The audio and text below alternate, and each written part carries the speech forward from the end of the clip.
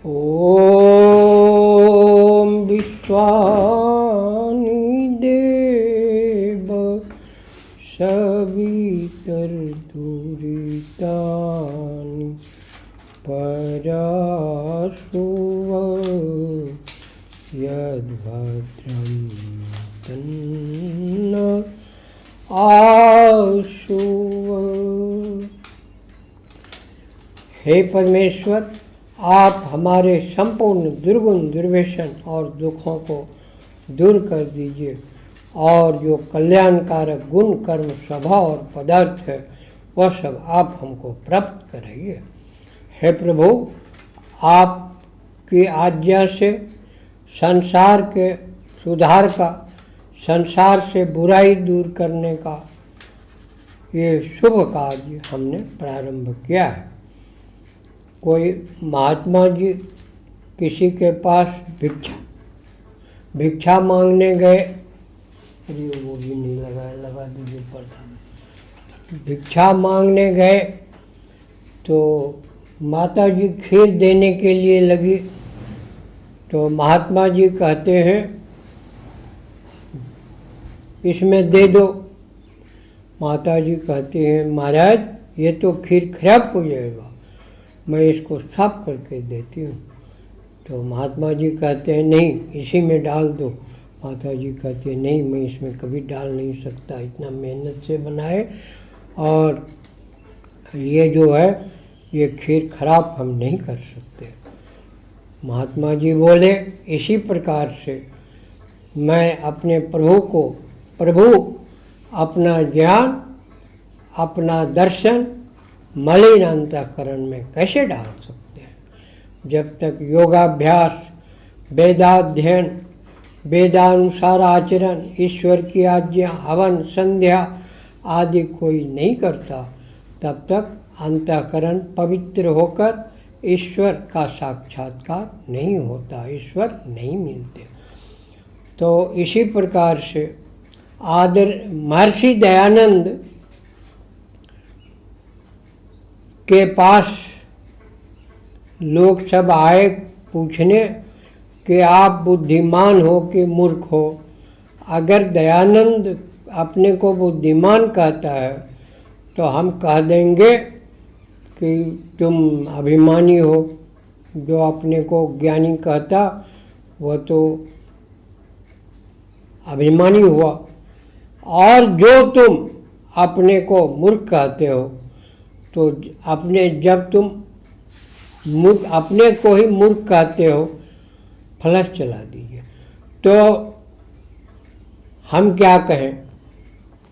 बारे दयानंद क्या उत्तर देता है? कुछ विषयों में मैं ज्ञानी और बुद्धिमान हूँ, जैसे वेद, शास्त्र, व्याकरण, संस्कृत आदि में, और कुछ गुजराती आदि में। कुछ चीज़ों में मैं मूर्ख भी हूँ, जैसे अंग्रेजी में, उर्दू में, फारसी में, खेतीबाड़ी में, दुकानदारी में, गृहस्थी के काम में, भोजन बनाने में, ये सब में मैं मूर्ख भी हूँ। इसी प्रकार से आदरणीय पूज्य नरेंद्र मोदी जी कुछ विषयों में तो बड़े ज्ञानी हैं, जैसे देश की व्यवस्था चलाने में, विदेशियों से डील करने में, अपने देश को ऊंचा उठाने में, परिश्रम करने में, आदि आदि अच्छे गुण उनमें बहुत हैं। लेकिन कुछ विषयों में उनमें कमी भी है। जैसे वो नहीं जानते कि वेद का ज्ञान कब दिया गया। वेद का ज्ञान 1,96,08,53,000 और 123 साल पहले दिया गया, और वो कहते हैं 5,000 साल। हम संकल्प में पढ़ते हैं वेद का ज्ञान। राम आदि सृष्टि में हुए हैं, पहले त्रेता में हुए हैं, नहीं तो ये 1,95,00,000,000 साल से पहले राम हुए हैं।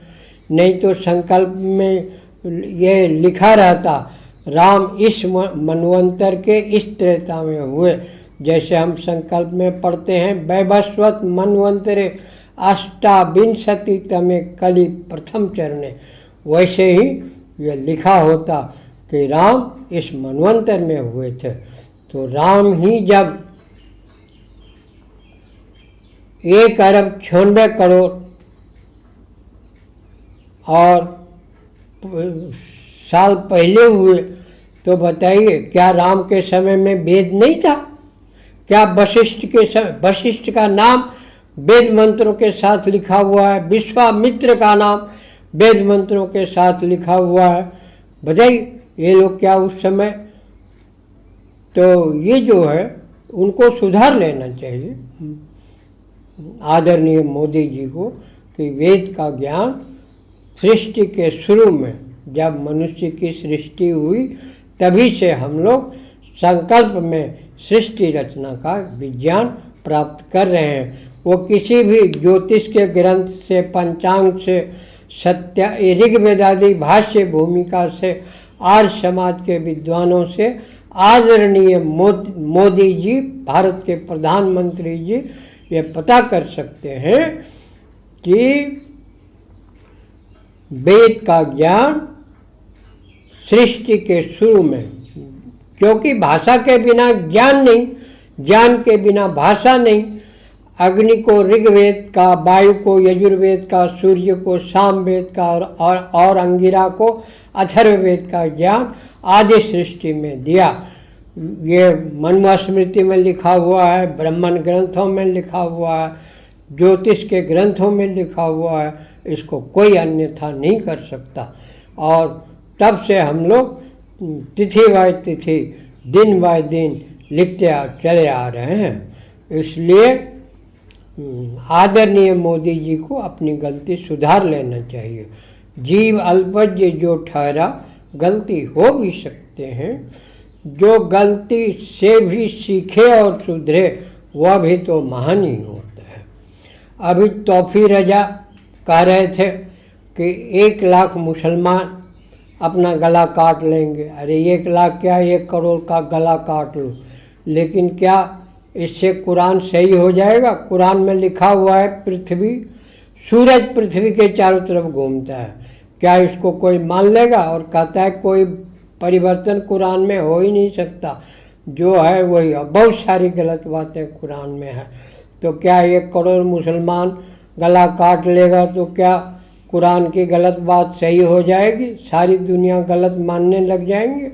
क्या मतलब इसका? और आत्महत्या, भगवान ने ये शरीर दिया है, इसको बीच में नष्ट करना, आत्महत्या करना घोर पाप है। आगे मैं बताता हूँ आपको कि कुरान में कितनी गलत गलत बातें लिखी हुई है। पहले मैं महर्षि दयानंद के 2 बातें कुरान की मैं दे चुका हूँ।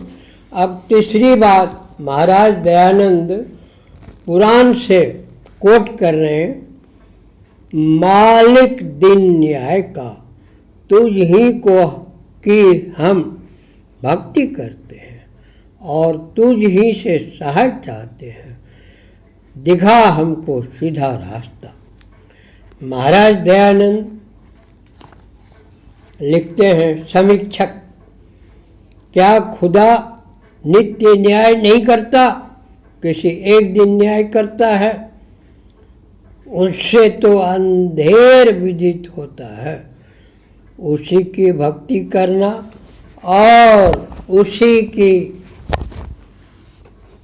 उसी से सहाय चाहना तो ठीक, परंतु क्या बुरी बात का भी सहाय चाहना और सुधा मार्ग एक मुसलमानों ही का है व दूसरे का भी। सूधे मार्ग को मुसलमान क्यों नहीं ग्रहण करते? क्या सुधा रास्ता बुराई की ओर का तो नहीं चाहते? यदि भलाई सबकी एक है तो फिर मुसलमानों ही में विशेष कुछ ना रहा, और जो दूसरों की भलाई नहीं चाहते तो पक्षपाती है। अभी हमने वेद मंत्र पढ़ा, क्या बात है। सर्वे, ये जो है दुर्गुण दुर्व्यसन दुखों को दूर कर दीजिए और सब उत्तम गुण प्राप्त कराइए। ये सब के लिए है, ये नहीं कि किसी एक व्यक्ति या एक समाज या मनुष्य मात्र के लिए है।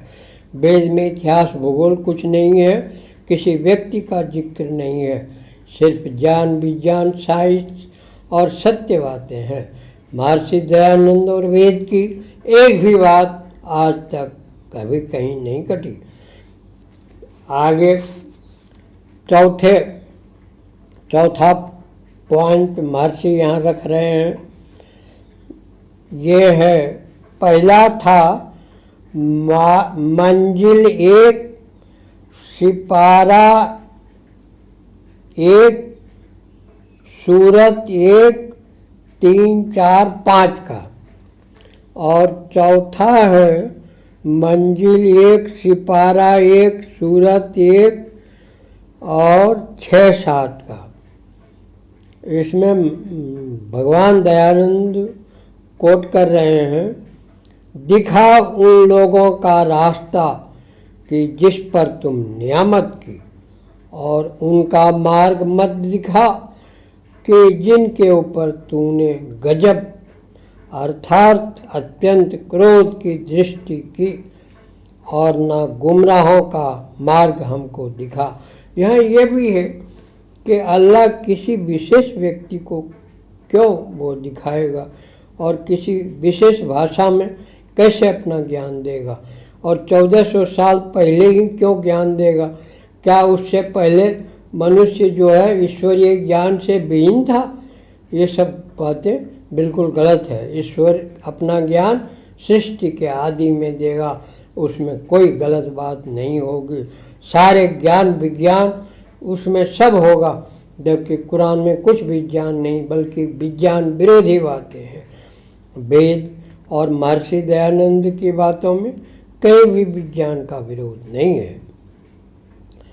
समीक्षक, जब मुसलमान लोग पूर्व जन्म और पूर्वकृत पाप पुण्य नहीं मानते तो किन्हीं पर नियामत अर्थात फजल व दया करने और किन्हीं पर ना करने से खुदा पक्षपाती हो जाएगा, क्योंकि बिना पाप पुण्य सुख दुख देना केवल अन्याय की बात है, और बिना कारण किसी पर दया और किसी पर क्रोध दृष्टि करना भी स्वभाव से वही है, क्योंकि बिना भलाई बुराई के वह दया अथवा क्रोध नहीं कर सकता।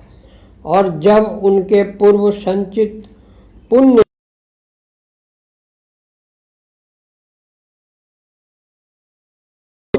नहीं हो सकता।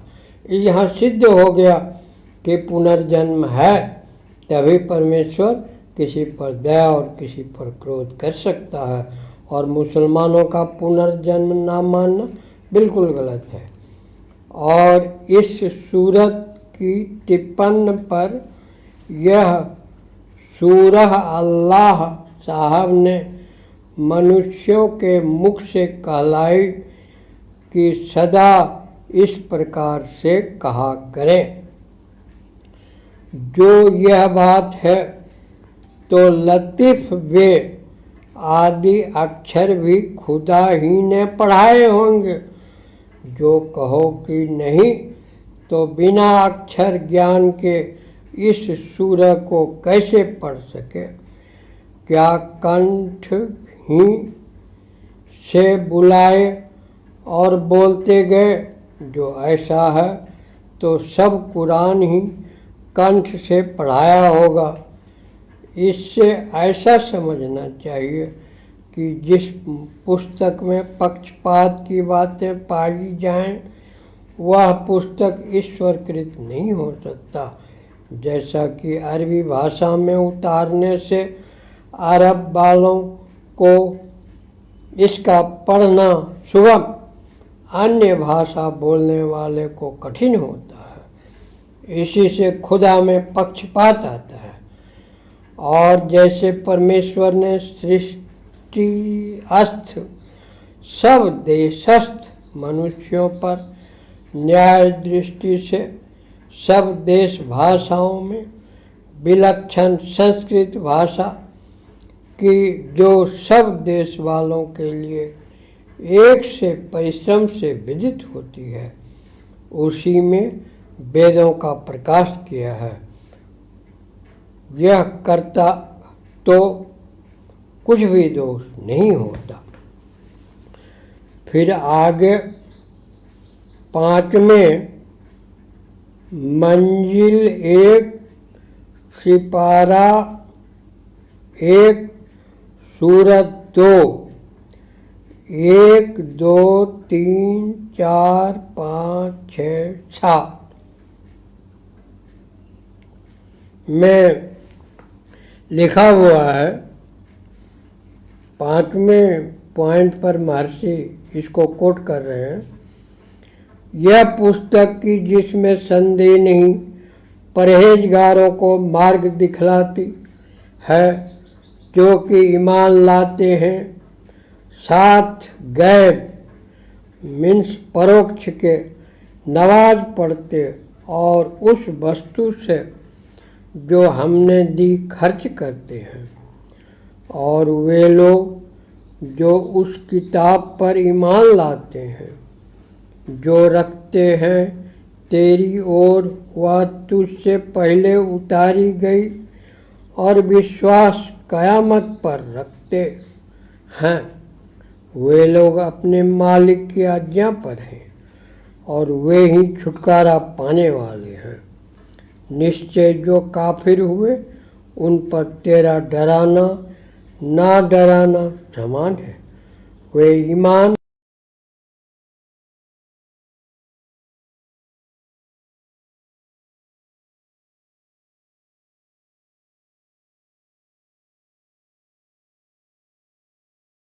हम तो देख रहे हैं आज और नहीं लगी हुई है, और किसी के आंख पर पर्दा खुदा ने नहीं लगाया। ये सब झूठ है। इसकी समीक्षा भगवान दयानंद कर रहे हैं।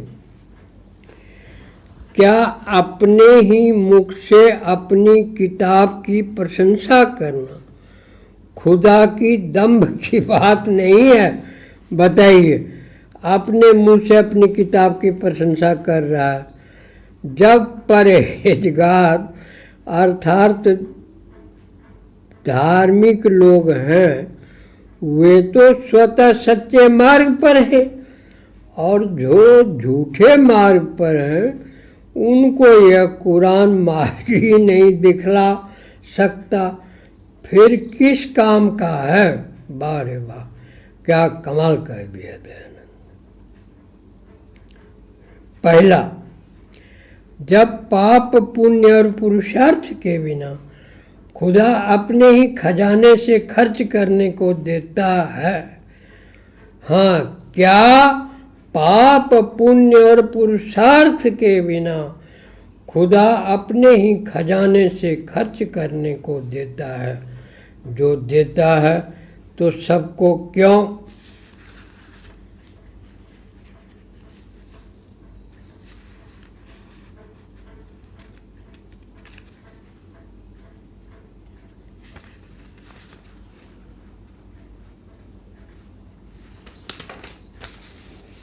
नहीं देता? और मुसलमान लोग परिश्रम क्यों करते हैं? दूसरा हुआ। और जो बाइबिल इंजिल आदि पर विश्वास करना योग्य है, तो मुसलमान इंजिल आदि पर ईमान जैसा कुरान पर है वैसा क्यों नहीं लाते? और जो लाते हैं तो कुरान का होना किस लिए है? वास्तव में यह शब्द कुरान है, परंतु भाषा में लोगों के बोलने में कुरान आता है, इसलिए ऐसा ही लिखा है।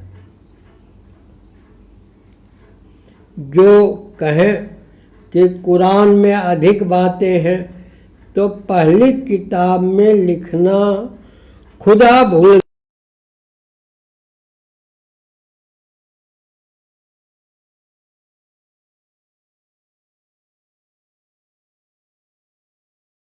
बाइबिल और कुरान की बातें कोई कोई ना मिलती होंगी, नहीं तो सब मिलती हैं।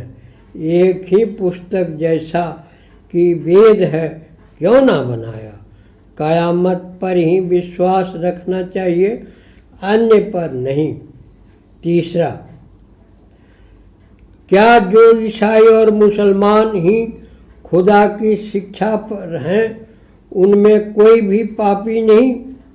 क्या ईसाई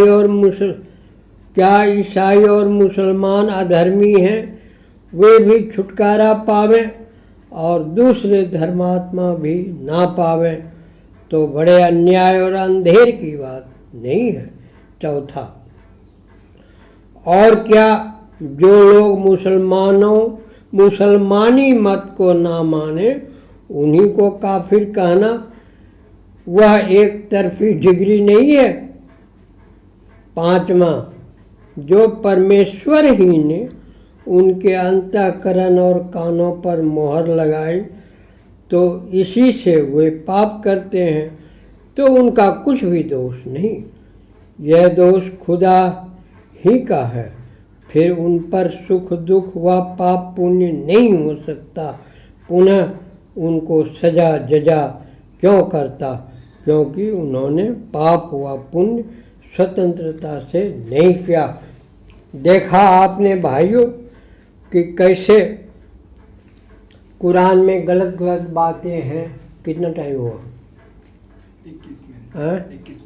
21 मिनट बंद कर दीजिए। गलत गलत बातें हैं, अतः इसे नहीं मानना चाहिए। और वेद शास्त्र जिसमें कोई भी बातें नहीं, सत्यार्थ प्रकाश जिसमें कोई भी बातें नहीं, इन सब की एक भी बात ना तो कोर्ट में कभी कहीं कटी, ना शास्त्रार्थ में कभी कहीं कटी।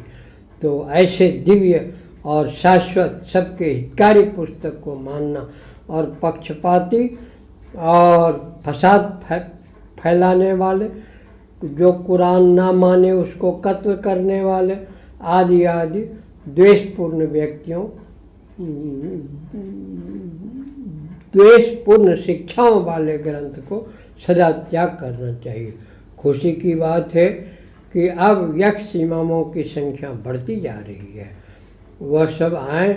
और ये भी मैं बताना चाहूँगा कि हिंदू धर्म में भी, पुराण आदि में भी, बाइबिल आदि में भी, ये जो तंत्र ग्रंथ आदि में भी, तुलसी रामायण आदि, हनुमान चालीसा आदि में भी बहुत सारी गलत बातें हैं। उसको भी छोड़ के वो जो है शुद्ध वैदिक बातें जो कि सत्यार्थ प्रकाश में महर्षि ने दिखाई है उसको मानना। और जो कि गलत दिखाई है, शाही मत उनके समय में था नहीं तो इस पर भी वो लिखते कि ये मत भी गलत है। तो इस प्रकार से मैं हिंदुओं को भी आमंत्रित करता हूँ कि वे आए और शुद्ध सत्य सनातन वैदिक धर्म को अपना के अपना जीवन धन्य धन्य करें।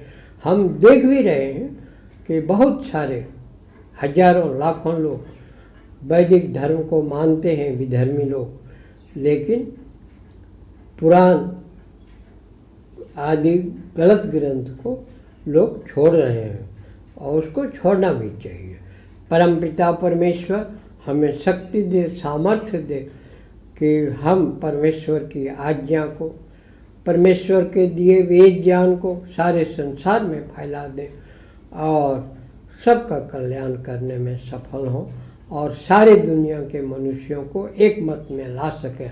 वह एक मत सिर्फ वैदिक मत हो सकता है, नहीं तो एक का धर्म दूसरे का धर्म, एक का धर्म दूसरे का धर्म होके सब आपस में लड़ कट के मरने लग जाएंगे और संसार को नरक बना देंगे। और वैदिक धर्म में आके सब स्वर्ग के समान सुख प्राप्त करेंगे। सब महान बने, ऊंचा उठे, उन्नति करें और वेद में आके इहलोक परलोक के सारे सुख भोगें, ऐसी प्रभु से प्रार्थना है।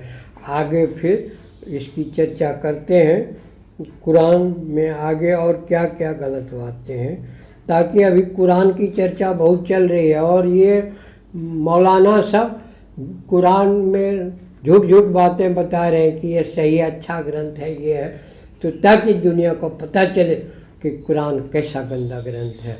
इसी के साथ मैं विराम दे रहा हूँ। पाठ